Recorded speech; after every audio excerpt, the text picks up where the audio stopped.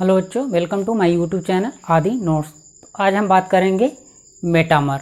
ठीक, तो पहले हम कुछ क्वेश्चन करेंगे, उसके बाद हम बात करेंगे मेटामर के बारे में।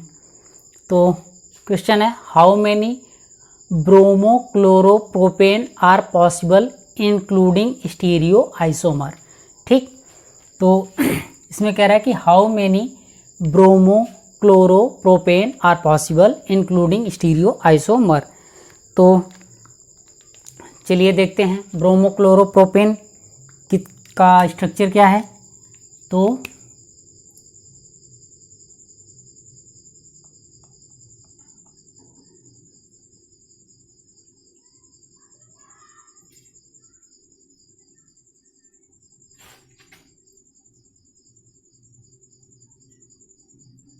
क्लोरीन, तो ये स्ट्रक्चर है आपका ब्रोमोक्लोरोप्रोपेन का। ठीक, तो अब इसका क्या करना है, आइसोमर देखना है कितना पॉसिबल हो सकता है।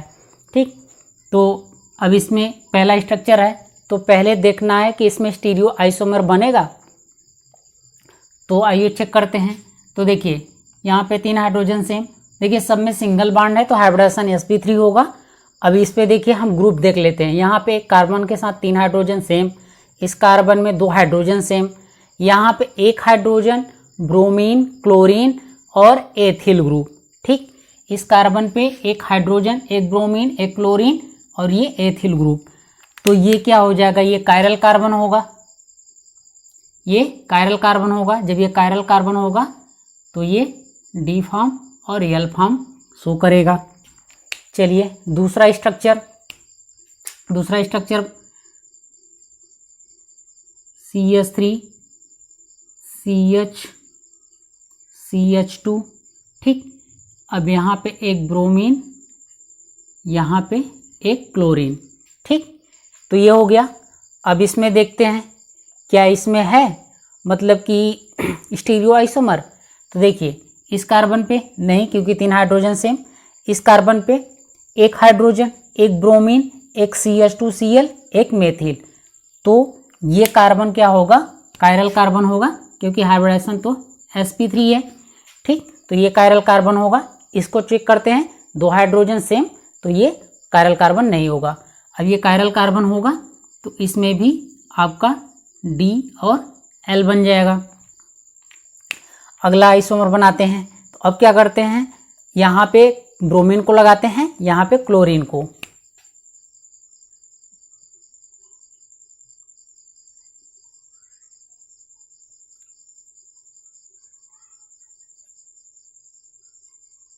ये तो देखिए अब इसमें क्या इसमें पॉसिबल है।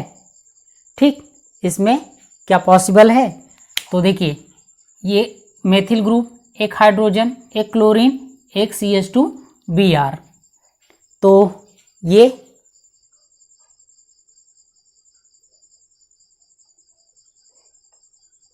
हाँ ठीक है, तो इसमें ये होगा, ये कायरल कार्बन हो जाएगा। ठीक, ये कायरल कार्बन होगा तो इसमें D और L फॉर्म बनेगा, D और L फॉर्म बनेगा। और ये हो गया। अगला कंपाउंड हम क्या करते हैं, जैसे ये वाला था उसी तरह से दोनों ब्रोमीन और क्लोरीन को बीच वाले कंपाउंड पे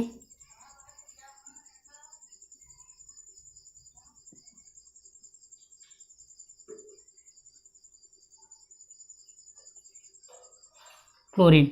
तो देखिए क्या ये कार्बन आपका कायरल है, नहीं, क्योंकि देखिए 2 ग्रुप आपका CH3 सेम है, ब्रोमीन और क्लोरीन डिफरेंट है। ठीक, तो देखिए मतलब सिंगल मतलब एक ही जगह दोनों ब्रोमीन क्लोरीन जोड़े हैं, इसका 2 कंपाउंड, और जो 2 कार्बन पे एडजेसेंट पे लगाए हैं इसका 2 कंपाउंड। अब तीसरा अगर कोई कंपाउंड बनाएंगे इसका एडजेसेंट वाला तो सेम होगा। अब देखिए CH2 और CH2, एक यहाँ पे ब्रोमीन और एक यहाँ पे क्लोरीन। ठीक, तो ये पॉसिबल होगा। अब देखिए अगर क्लोरीन को यहाँ, ब्रोमीन को यहाँ करेंगे तो सेम कंपाउंड बनेगा, कोई चेंजिंग नहीं होगा। अब इसमें देख लेते हैं क्या कायरल कार्बन होगा।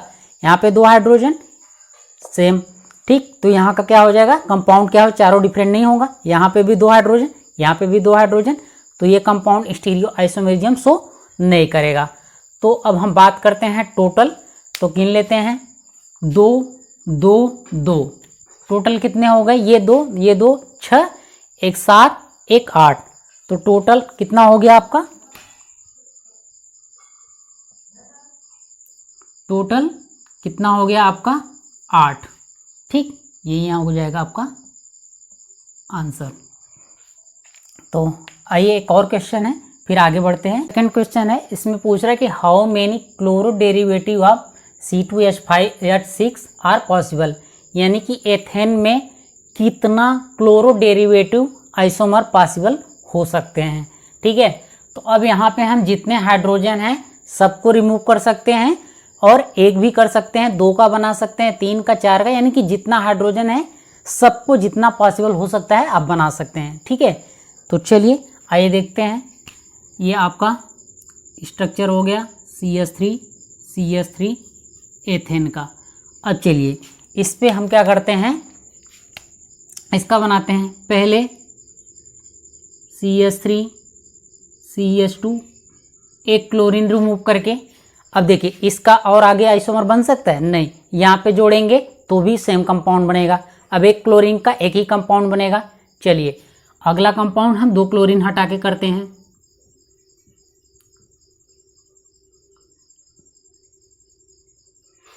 ये 2 क्लोरीन का हो गया। अब देखिए 2 क्लोरीन का और कंपाउंड पॉसिबल हो सकता है, हाँ बिल्कुल हो सकता है। एक क्लोरीन यहाँ जोड़ सकते हैं, एक क्लोरीन यहाँ, तो अगला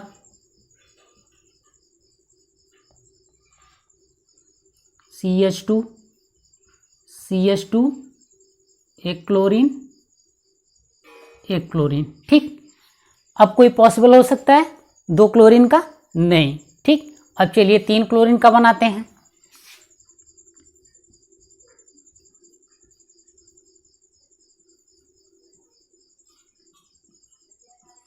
ये 3 क्लोरीन का बन गया। अब देखिए अब क्या कर सकते हैं, यहां से एक क्लोरीन हम यहां पे जोड़ दें,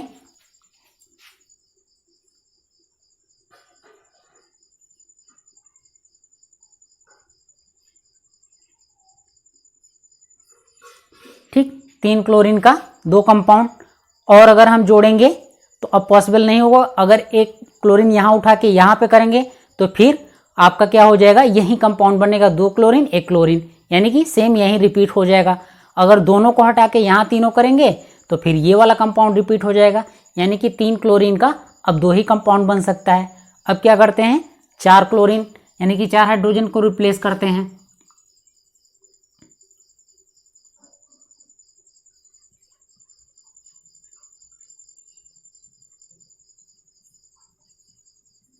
ठीक, तो देखिए क्या 4 क्लोरीन का और पॉसिबल हो सकता है, बिल्कुल हो सकता है। एक क्लोरीन को हम रिमूव करके यहाँ कर दें, या एक यहाँ पे कर दें।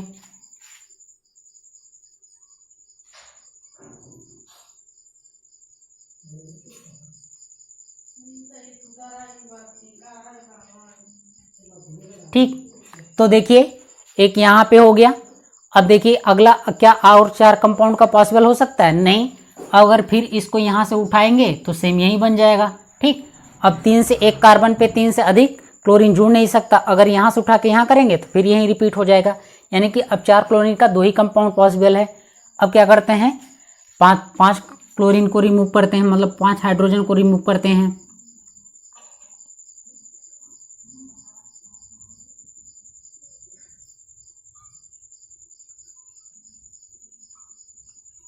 ठीक, तो अब देखिए ये 5 क्लोरीन का कंपाउंड हो गया। अब क्या ये और अधिक, मतलब इससे एक और अधिक बना सकते हैं 5 कंपाउंड का, तो नहीं, क्योंकि देखिए अब ये क्लोरीन अगर यहाँ पे हटाएंगे तो फिर यही रिपीट हो जाएगा। ठीक, तो अब 5 का भी आगे अब कोई कंपाउंड नहीं बनेगा। अब 6 का बनाते हैं।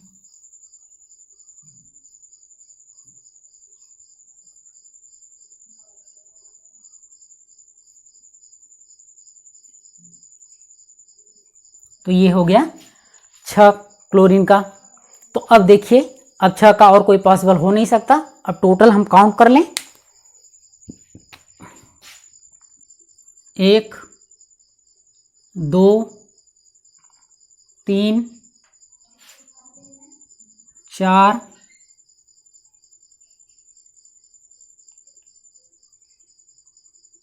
5 6 7 8 और 9। ठीक, तो टोटल कितने बने? 9। तो इसमें पहला ऑप्शन 6, दूसरा ऑप्शन 7, तीसरा ऑप्शन 8 और चौथा ऑप्शन 9। तो आपका कौन सा सही हो जाएगा? 9। ठीक, तो इस तरह से क्वेश्चन पूछे जा सकते हैं। अब हम बात करते हैं मेटामेरिज्म का। तो देखो बच्चों, मेटामर यानी कि स्ट्रक्चरल आइसोमेरिज्म का थर्ड, तो it arises due to unsymmetrical distribution of alkyl group around polyvalent functional group. Polyvalent functional group के अराउंड अनसिमेट्रिकल डिस्ट्रीब्यूशन होता है एल्किल ग्रुप का। ठीक है, तो उसे हम बोलते हैं मेटामर। ठीक है, पॉलीवैलेंट फंक्शनल ग्रुप या रिंग। ठीक, तो चलिए एग्जाम्पल लेके हम समझाते हैं आपको। जैसे पहले तो हम आपको बता दें पॉली फंक्शनल ग्रुप क्या होते हैं। तो पॉलीवैलेंट फंक्शनल ग्रुप, तो एक तो आपका होता है ईथर। ठीक, दूसरा हो गया आपका कीटोन, तीसरा हो गया आपका ईस्टर। ठीक, और आपका हो गया NH सेकेंडरी एमीन। ठीक, सेकेंडरी एमीन, तो ETC ये पॉलीवैलेंट फंक्शनल ग्रुप ये हो गया। तो इस तरह के जो होते हैं ये आपको मेटामेरिज्म शो करते हैं। तो चलिए एग्जाम्पल लेके समझाते हैं। तो देखिए, जैसे CH3O CH2 CH2 CH3। ठीक, and CH3 CH2O CH2 CH3। ठीक, तो देखिए ये क्या होंगे आपस में, दोनों ये क्या होंगे? मेटामर। ठीक, ये क्या होंगे? बोथ कंपाउंड क्या होंगे?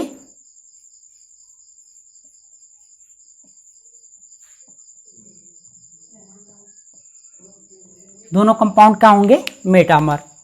और जैसे हम CH3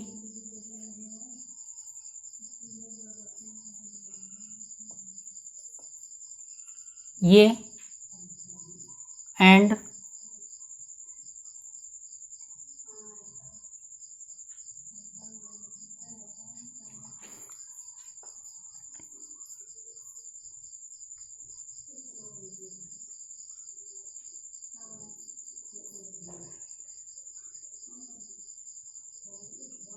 CH3।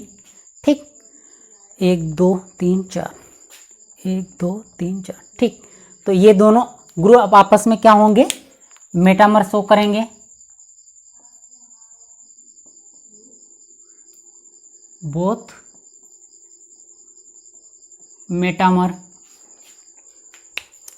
अब अगर हम बात करें, जैसे ये हमने ले लिया,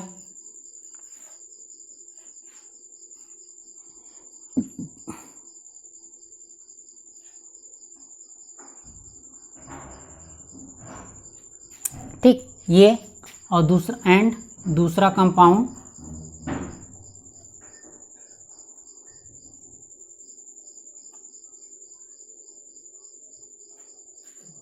ये। अब देखिए ये दोनों कंपाउंड, तो अब देखिए इन दोनों कंपाउंड में क्या है? अब इस कंपाउंड को ध्यान से देखिए, इसमें क्या हो रहा है? ये पॉलीवैलेंट रिंग तो है। ठीक है, रिंग हमने क्या कहा? रिंग के अराउंड। ठीक है, लेकिन ध्यान दीजिएगा ये जो है ना, इसमें क्या हो रहा है? चैन का सब्स्टिट्यूएंट का डिफरेंट हो रहा है। तो ये दोनों आपस में क्या होंगे? चैन आइसोमर। ठीक है, तो ये दोनों आप में क्या होंगे? बोथ चैन आइसोमर।